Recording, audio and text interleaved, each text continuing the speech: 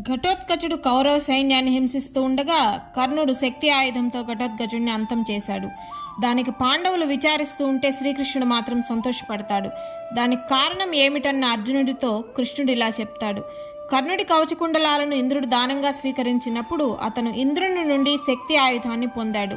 అది కర్ణుడు ఒకసారి మాత్రమే ప్రయోగించగలడు. తన శరీరంలోని భాగాన్ని కోసి ఇవ్వడం వలన కర్ణుడికి వైకర్తనుడు అనే పేరు వచ్చింది. వికర్తనం అంటే కోయటం. శరీర భాగాన్ని వికర్తనం చేసిన వాడు కాబట్టి వైకర్తనుడు అయ్యాడు. కర్ణుడు యుద్ధరంగంలో ఉన్నంతసేపు శక్తి ఆయుధం గురించి మర్చిపోయేటట్లు చేశాను.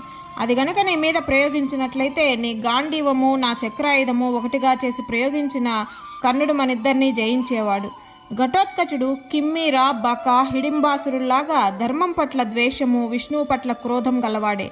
ఒకవేళ అతను ఈరోజు చనిపోకపోయినా నేనే ఏదో ఒక రోజు చంపేసేవాడిని అన్నాడు కృష్ణుడు.